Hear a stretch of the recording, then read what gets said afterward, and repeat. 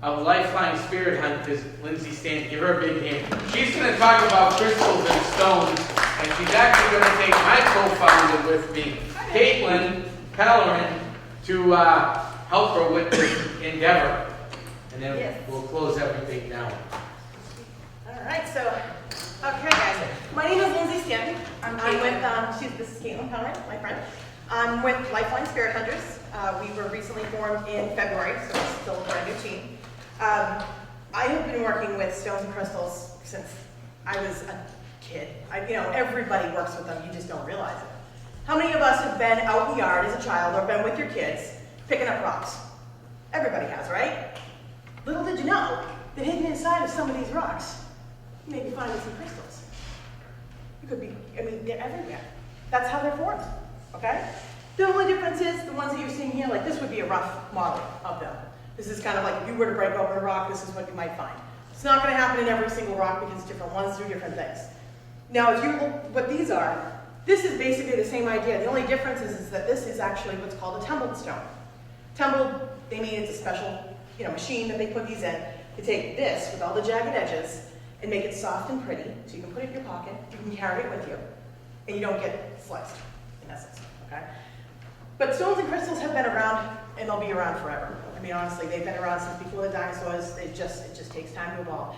Some stones and crystals will get formed pretty quickly, some take a lot longer, and depending upon what it is, what stone you're looking for, they'll be in different stages of development. What I'm going to talk about, and I have my lovely assistant here, we're going to talk a little bit about, purchasing a stone, giving a stone, and what to do when you have it. Because there's all different kinds of things that are involved with that.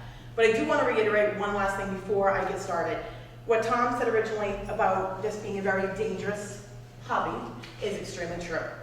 One of the biggest reasons why we use a lot of stones and crystals is for that reason, that it is so dangerous that we need to protect ourselves, okay? Because you're up against all kinds of things. You're up against possession, like he said, channeling. You're up against psychic attack, which most people don't think about. Why would you think a spirit would try to psychically attack you? They do. They speak to us through our subconscious. This is what's going on here. So they're coming in through our subconscious and they're speaking through us. So yeah, you're vulnerable to all kinds of things.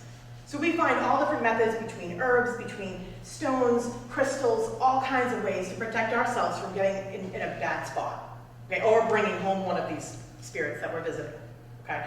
So I'm going to have her show, as I'm talking about them, she's going to kind of pick up some stones, and you guys are all welcome to touch the stones, okay? One of the biggest things I will tell you with any kind of stones or anything, if you're visiting a friend or they have stones and you want to touch, you're like, oh, or if they're wearing a necklace, always ask. What happens is with stones, they come with they have this whole instruction manual from day one, from the time that they're conceived. They're like, all right, this is what I'm doing. Now I'm just waiting for somebody to get me and program me and get me going, okay? Every single stone has pre-instructions, okay? The thing of it is when someone has a stone around their neck, like I'm wearing, this actually is called opalite, so it catches the light, has some funky color to it. When a person is wearing a stone or has a stone that they carry, that stone absorbs their energy. Okay, now someone else coming up, like Caitlin coming up and grabbing this from me without asking, she's actually pushing her energies onto my stone. It can actually cause problems for me. If she's coming at me with a negative vibe, she can actually switch what's going on in here and she can cause me more problems than anything. So when you've got friends that, or even like say, I could walk up to you and I say, hey, would you like, if I say to you, would you like to touch my stone? You're clear. Because I'm pretty much telling the stone, okay, just be careful. We got new people coming in. Never handle stones with a negative attitude. Because you're going to push all that energy into that stone. Okay, because that's just bad news for you. Because if you're carrying it around hoping to get relief from a migraine, or maybe you're looking to get a little extra love in your life, but you put so much negative, like you're like, oh man, I'm still alone after all this time, and you're pushing it into this beautiful, if you'll hold that for me, this beautiful rose quartz, which is a stone of life. You're pushing all that negative energy into this stone, and you're carrying it around, you're just keeping yourself in a bad place. You're not helping yourself at all. In fact, you're negating everything that this stone stands for, and it's going to try to do to help you. So be very careful with that. Okay, so let me backtrack a little bit. Bless you. When purchasing stones, okay, there's a million different places to get stones. One of my favorites is in Andover, Circles of Wisdom. I like that store specifically because they have bins of the stones. They don't just have one stone, they'll pick it up, okay, well, maybe it's mine, and we're going. What I always suggest to do, walk in, you've got all your stones in front of you. Say this was the store, okay? These are all your stones that are laid out in front of you. Take your hand. You're just gonna gently raise over the top. And as you're going, you're gonna feel, when you know the stone is right for you, there's one of three ways you'll know. You're gonna feel a tingling or a throbbing. Sometimes you'll even feel heat in the very center of your hand. That's telling you that stone is basically saying, oh, pick me, I want to, you know, that's what it's doing. So when you go over and you're going like this and you're like, oh man, yeah, I don't feel anything, walk away. It's not the right time. The stone that needs to work with you is not ready to find you yet, so just keep on trying. There's other places, there's other stores, you know, there's other ways you'll find them. Salem, Mass, perfect example. You can walk into a store, just walk in. Say, for example, you walk in and you're like, whoa, look at that stone. Chances are there's a reason why that stone caught your eye. So like say you're walking in, this one, hold that for me. This particular stone here, you walk in, you're like, whoa, I gotta have that stone. And you don't know why, but you need to have it. Chances are it's a good idea to buy it. That stone's calling to you. I know that sounds kind of crazy because you don't think of stones as being living, but they are in a way.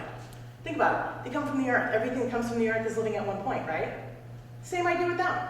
They're wanting to help you. They're wanting to work with you, and they just need a little help to be programmed. Just what I'll step into next. Okay? So with programming the stone, okay, so you've gone to the store, you picked out your stone, you're like, oh, this is the greatest thing ever, I'm so excited, this is great. First things first, research that stone. Because even though it comes with a set of instructions, sometimes the stone has a little something extra in mind that it wants to help you with that maybe you didn't even know you needed. So you need to always research them. Okay, because like something like this one here is called citrine. And I'll put it up so you guys can see it. There's also known as the happy stone. This particular kind of stone is great if you want to bring up like really bad mood. You're just having really bad days, like say, and you're in a work environment, a lot of negative people. And you're like, I just can't stand this anymore. I need to bring up my mood. I need to get myself back in a happier place. This is the kind of stone that you can hold on to that can bring up your mood. It lightens your mood. It makes you look at the silver linings on the clouds. You know, it takes you out of that funk. Great stone. Okay, so but what happens with a stone like this? So you've purchased the stone. You're totally enamored with it. You're like, what do I do now? Simple. First and foremost, you've got to tell this stone, I need your help. I need you to work with me. Okay? I'm going to have you demonstrate if you don't mind. Okay. So you basically want to take your stone and put it in your hand in a comfortable way. Someplace, you know, it's not going to fall out or anything. And you want to put your other hand on top. Okay. You're going to close your eyes. I'm going to have you program this, even though I trust her. She works a lot with my crystals, so we're good. You're going to close your eyes. And you're going to look at the stone in your mind. And you're going to say, look, here's the deal. This is what I need done. Okay. I need to feel better. I'm in a really bad place right now. I need something to kind of give me a little bit of a jazzing up, if you will, okay? So what you do is you picture all these happy things, and if you're pushing that energy, it's like, you can't actually see it, but she's pushing her energies down down and into the stone, okay? She's infusing this stone with all that happy juju, okay? So now the stone's going, oh, wait a minute. Okay, something's going down. All right, this lady needs my help. All right, cool. All right, okay, I know what I'm doing. Stone gets excited because now it's like, all right, we're ready to work, okay? She's also, while she's doing this is another awesome thing that you can do. She's infusing her energy into the stone. She's actually pretty much creating a bond with the stone. This is why the stone's gonna work with her. Because she's basically saying, hey, look, I need some help. You know, I'm picking you. Let's do this. Stone's like, all right, cool. I like your energies, we're gonna work well together. One way you can tell that the stone is not happy and is not going to do what you want, you'll know. The stone will pretty much cease to do anything. Or zap you. Or, exactly. You'll get like almost like a ping and you're like, oh, okay, how about now? And you just, we move on. Give it to a friend. Maybe it's their stone, who knows? Because sometimes that happens. You know, I had a beautiful piece of fluorite, which actually I was at Hilldale, the last ghost tour that we did. Beautiful piece of fluorite, one of my favorite stones in the world. I love this stone. This woman came to one of the tours, and she's a very, very nice lady. She had cancer. And immediately, I kind of picked up on it, and I could feel her energies. And I'm like, okay, I gotta use her in the demonstration. So we were talking about doing some programming. And I had picked up that one stone because it kept saying to me, it's like, it's not for you. It's time to move on. And I'm like, okay, cool. Picked it up, and I looked at her, I'm like, hey, you, come over here. She's like, okay. Put it in her hands, and had her do the programming. And it ended up that you could see her hands were like vibrating. And she's like, oh my God, this is so weird. What is going on? And I'm like, that stone is picked you. Mm-hmm. I'm like, it kept telling me, you need to pick her because I need to go to her. What happens is most people won't be this in tune with stones right away. It's something that's kind of a learned thing. The more you work with stones, the better you'll get. the more you'll receive, the more you'll feel their energies. Because every single stone has got a different energy. And also keep in mind, certain stones don't like to play with other stones. They have like issues in the sandbox. They don't want to share toys, okay? So you gotta be careful when you're picking up stones. So like if you grab a whole hunk of these stones and stick them in your pocket, you're going on an investigation, you're like, I'm gonna conquer this. One of the stones is like, yeah, I don't like her, so I ain't gonna play. And you're like, oh. And you don't get as much of the protection or as much as the good values or the happiness that you need, is because those stones are conflicted. It's one of those trial and error, because you can read every book in the world, which there are several here that you can look through as well. You can read every book in the world, and they can say, oh, well, malachite can play wonderfully right, with lepidopterate. When in reality, sometimes malachite is a little bit more of a stronger stone, and it will actually outweigh this stone, and this pretty much is useless when you're working, okay? But you gotta try it out. You gotta put the different combinations together, and you'll know when it feels right. You will feel better in different ways, all right? It's not her stone. Exactly. It's pretty much telling her. I'm gonna actually tell her to pick up a hematite, which it should be several. Hematite is one of my absolute favorite stones. It's such a great universal healing stone, okay? It's got this cool mirror-like quality to it, okay? It's like a steely gray. They come in all different sizes, shapes, colors, like rings, rings, which brings me to another point in just a moment. This is one of the most fantastic healing stones. It also helps for grounding. And what I mean by grounding is, we're all filled with energy. We know that, right? So say you're going in, like we do a lot of investigating, okay? We go into a house, there's a lot of energy. By energy, I mean like spiritual activity, okay? So we're walking through, we get a lot of that energy. We take a lot of that when we're going on an investigation. What happens at the end of the investigation, we don't need to take that home. We have our own energy, we don't need any extra. Grounding is the way of taking your energies from the top of your head and pushing it down and into the ground, giving it back basically to the ground where it needs it. This stone helps to aid in that, helps to take all that extra energy so you don't actually have to work as hard. This kind of helps you out a little bit more, makes it much easier for you. And they come in, like you said, ring form. The greatest thing about this stone, greatest thing about this stone is when you have it in ring form, what it does is after it's done its purpose, after it's taken all that negative juju out of you and it's made you feel good, I'll take this out of your hand. What it'll do is it'll break. It's a very, very soft stone, but it will break. And that's when you know that it's done what it needs. It's time to move on. Okay? I always save the pieces of my rings because I can't bear to walk away from them because I love them too much. They become like children to me, really. But I mean, that's just what I'm saying though. You actually build like almost like a relationship with your stones. And the more you work with them, the more you build that. Like you're going to the store, you're like, oh God, there's gonna be a lot of people in the grocery store. I'm gonna get hit with a cart. All right, let's regroup, let's breathe. Grab your citron. Now let's do this. We can conquer the world. And you feel like it. You'll get it. It'll feel great. Like, all right, we can do this. This is the beauty of these. And every single stone, even though they write in a book, they say, all right, well, this stone does this stone does that. Always research and trust your own intuition. Because 150% of the time, just because it says it's gonna help you with healing vibes, but you're like, no, this feels more like it's gonna make me feel like better internally, like it's gonna work on my stomach area. It's gonna make my IBS go away or feel a little bit better. That kind of a thing. Trust it. Okay, maybe it's not being used for that reason. Maybe it is going to be used to help you with your stomach issues. Always trust your stones, because they're going to tell you exactly what you need, and they're going to help you with it. So that brings me to my next point. After using stones, especially even if it's just in your personal life, you got them in your pocket during the day, every time afterwards, you want to cleanse them. Because what happens is they'll come into an area like even just coming into here, okay? For the most part, it's great energy. Okay? But what happens is a lot of these stones, they're made to suck in the energy. That's kind of their purpose. Okay? So they're sucking in all the energies around them. Okay? You want to clean them because you don't want everybody else's energies in them, you want your own. There's several different ways actually of doing it, but you've got to be very careful, and I cannot stress enough to research your stones. I found out the hard way. This here is called it's a really cool stone. This is another form of it. This is selenite tower. This is a tumbled selenite. Okay? Be very, very careful with these stones because I found out the hard way. You don't put them in seawater or sea salt water. Reasoning?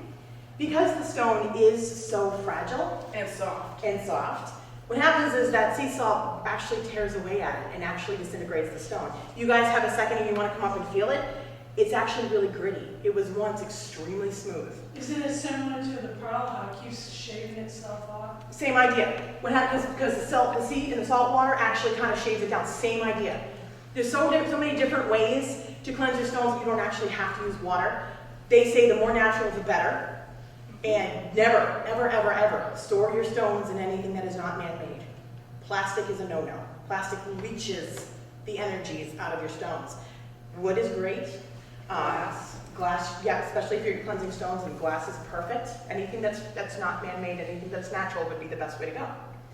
You know, some of the ways of cleansing, you can do what's called a breathing cleanse. You can pick one of the stones you won't be talking with. We'll work that. I know. So what I'm going to actually do one with her. I'm going to pick him. This one's one of my favorites. This one here is a beautiful piece of quartz. And I like the stones that have a little bit of inclusions, and it's not quite perfect, not quite see-through. I feel like it gives them more character. So you're going to take a stone like this, and it's called the breathing cleanse. And you're going to hold it in your hand. Again, holding it in a way that's comfortable for you. It's not going to go flopping out of your hand because you're closing your eyes. Okay? You're going to close your eyes. And you're going to picture the stone in your mind. And then you're just going to go and you're going to bring it up to you. And you're going to breathe into it. And you're going to picture the cleansing. You're going to picture all that negative stuff pushing out the other side. It's all leaving. And then you're going to breathe in. You're breathing in positive vibes. You breathe it back out. You consistently do this. You probably do about 3 or 4 times, but also trust your intuition. Because sometimes 3 or 4 times isn't enough. Sometimes you need to do it 20 times. You know, it's whatever works best for you. But this is one way of doing it. Another way of doing it is putting it in regular, like spring water. It's generally not anything like tap water because it's got a lot of chemicals in it. You don't want to deal with that. Put it in a glass bowl, stick this in it, give it like about a night. Sometimes some people, like my friend here, puts them in full moon light, full moon or sunlight, because that charges it. That energy charges it. That's a great way to do it. Some people, like I said, some stones you can put in sea salt water, which is basically sea salt and just, you know, like the spring water, kind of mixing it up together, and that's another great way of doing it too. Another awesome way that I've done several times is bury them right in the ground. Take a little hole, stick them in, push it over, make sure you put something there so you know where you put it, because I've had that problem. You'll lose it in the ground, you're like 6 months later, you're digging in the garden, you're like, oh, there it was. Great. So put a little marker there, leave it overnight, let it kind of soak in, get those good vibes from the earth, and then you dig it back up and she's ready to go. And you're ready to put it in your pocket and continue on with the day or whatever it is you're doing.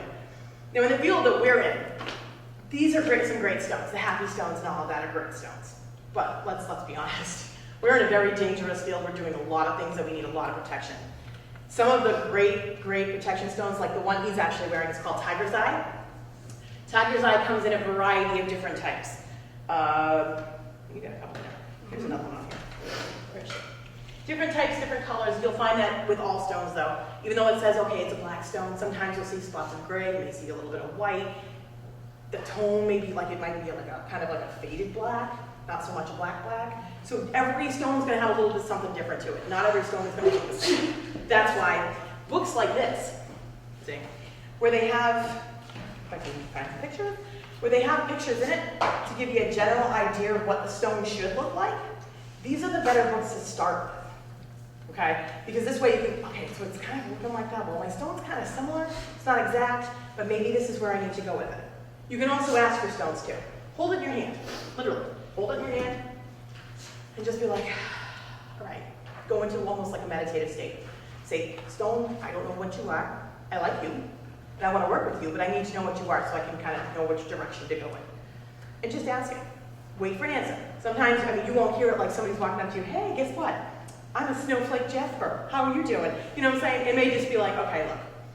So I'm a jasper, and sometimes it gives you hints. Some stones, which are actually just really funny, some of them are actually really playful. They'll tell you part of it, and they're like, I'll figure it out. And you're like, really? Because I don't have time for that, you know? But you gotta work with them. Each stone is a little bit different, okay? So when you find out, like I said, when you find out what the stone does, you know, you've researched it, you've cleansed it, you're like, all right, we're doing good. You charged it all up. Now you're headed out into the world. You're doing good. You know what I'm saying? You're ready to go. Well, so now the fun part comes about. Like I said, we're gonna curtail it back into doing an investigation. All right, so we had a big investigation not that long ago up by northern Boston. And this place was just crawling with energy, all kinds of things. I mean, she had a couple of what we call portals, which is like, he mentioned like the Ouija boards. It's like the open door policy. Everybody's welcome, bring your cups. Red Solo cups allowed, you know? Everybody's coming in, we're having a party. You know, so this place had major portals, had a lot of energy going on in it, and it was pretty crazy for a while there. We knew right off the bat, we're gonna need some kind of protection because there's just too much going on. One of the major stones that you can use besides the tiger's eye, which is great for protection, is what's called black tourmaline. And there's a couple different ones. This one here is actually what's called a rough cut, which basically means it's not tumbled, it's not pretty, it's not all polished. I kind of like those too myself. You know, it's going to do the same thing as a tumbled or a polished one. The only difference is if you're holding one of these other stones in your pocket, it might be better to hold the softer one because it's going to hurt. This stone is probably one of the best stones that you can ask for any kind of protection. It's going to block psychic attack. It's going to help you heal from. It's going to basically put a barrier around you. Like we use protection shields as one of our things. This will help boost up that protection shield so psychic attack can't hit you. This thing is like our savior. I actually made their team and my own team, I made them black tourmaline necklaces. So everybody kind of had one so that we were all kind of protected. You know, we all have to look out for each other, and that's what we do as part of our alliance. We always have each other's back because you never know what can happen. And the more united you are, the better you are. But let me leave you with this fun note. All those ladies out there with diamonds, raise your hand. Yep, everybody, come on in. Linda, work with me here. Those diamonds on your hand, they may also be a symbol of love. But guess what else they do? They're extremely protective. Did you know that? They clear negative energies from you. Okay, nobody would think, oh, they're thinking, oh God, this is so pretty, I got a pretty diamond on my hand. You don't realize that not only are they giving you the gift of love, they're giving you the gift of protection and of healing. So it's, yeah, guys, you just got some brownie points.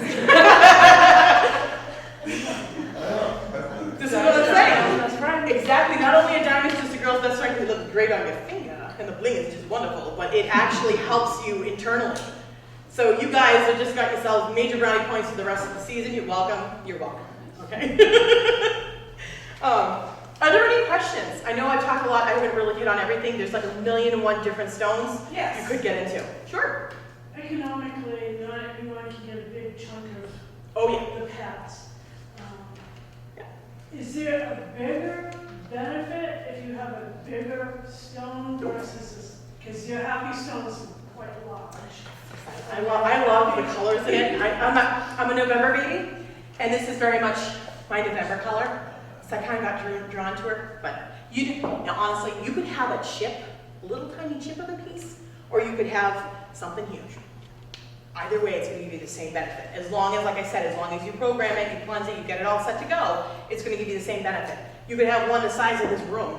I mean, I'm not kidding. There are some pieces of stone that are absolutely gorgeous, and I would love to own them. But it's going to do the same thing. A big giant amethyst the size of this room will do the same thing as an amethyst right like this. Same thing. It's the benefit of the stone. You don't have to have a big piece, which is great. Because economically, stuff like this, at like Circles of Wisdom, $1, $2. They're relatively affordable. You know, of course, you know, when you get into the bigger stones, you're starting to look at a little bit more money because it takes more labor and time to cut them. So yeah, you're going to look at some more expensive things, but you can find some decent prices on things if you just kind of shop around a little bit. You were saying some of the stones have an expiration point with their owners, where they say, like, okay, I've done all I'm going to do for you. I'm going to remove myself from you. Yep. So they don't, is it best to give it as a gift to someone? You want to cleanse it completely of your energies first. You never want to give, like, you never want to be like, okay, so this is my stone, it's got my energies. Okay, you know, you really like that, I'm going to give that to you. That's why that day when I gave that fluorite to that woman, I had her reprogram it. She didn't realize what she was doing because I knew it was for her. I had already taken my energies out of it and I asked her to reprogram it because that's what you want to do. You never want to give somebody else your energies because it's going to interfere with what they're doing. So if you're going to go shopping, it's better to bring the person and have them find their little better peace is in life. that's optimal, 100% optimal. If you can do that, that's great. If you can't, I always suggest gift cards. Let them go choose the stone of their choice. Or what you can do is keep it in your mind. Think of the person when you're going to select the stones. Okay, so you've got your hand over here. You're like, okay, Sally, oh, she's wicked bubbly and she's vivacious, but she sometimes has some really bad days. I don't know. Keep her in your mind as you're going. Okay, as you're going over the stack, you're going up, like, all right, well, Sally loves purple. Oh my God, that would be really cool. And you just keep thinking of her, and all of a sudden you're like, bing, you get this little something in the middle of your hand. You're like, oh, that's the stone. Okay, now Sally may get it and go, why? Why? No, I'm not feeling it. Exactly. That's why I always suggest give a backup plan, give them the gift card. So much better. Plus the fact that going into some of these places, you may actually find things you didn't expect to find. I always end up in circles of wisdom. Oh yes, spending most of my paycheck. Yes. Unfortunately, but they love me for it. It's great.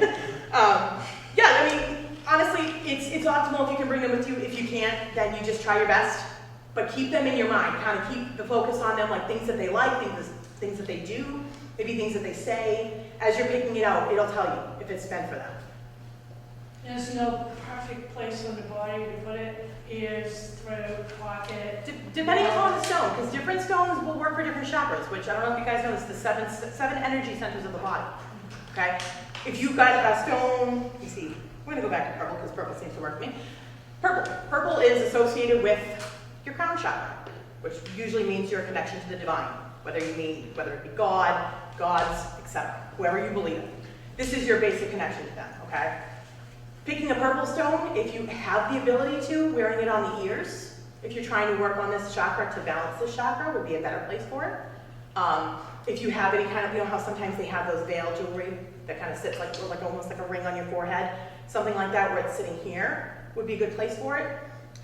If you have problems with maybe your throat, okay, like I have a thyroid problem. I tend to wear a lot of blue because blue is associated with the throat chakra.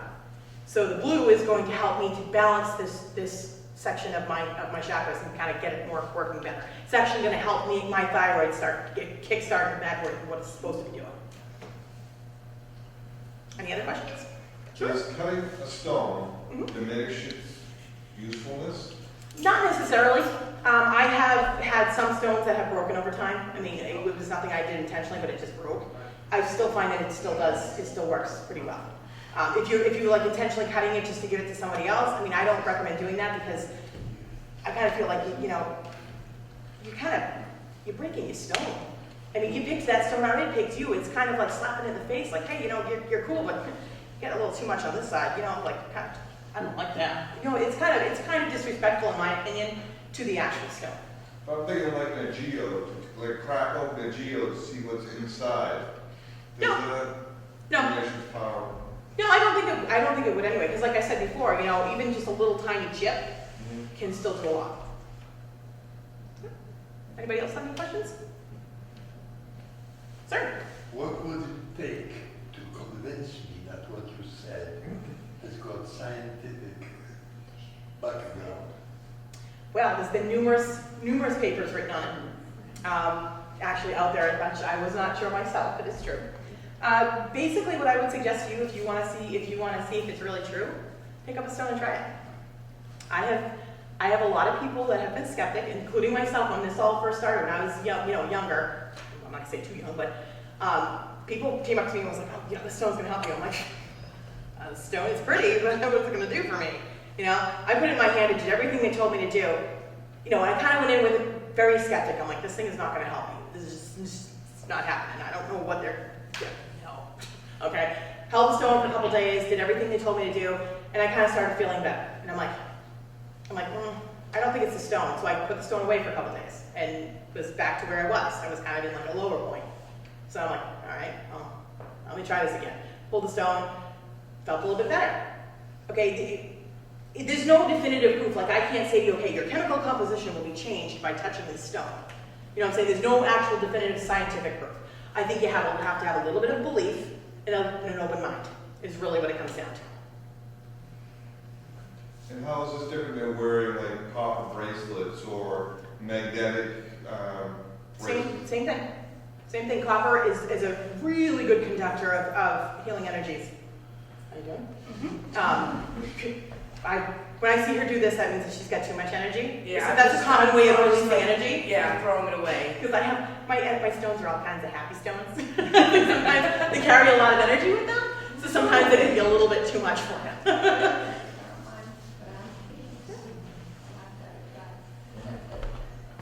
Anybody else, questions? Feel free as well, like I said, you guys are all welcome to touch the stones if you feel like it. We have books up here you can look through. I have a business card up here. If you guys have any questions, you're more than welcome to ask me, or Tom can refer you to me. Thank you. Thank You're welcome. Thank you. Thank you for having me. Give her a big hand.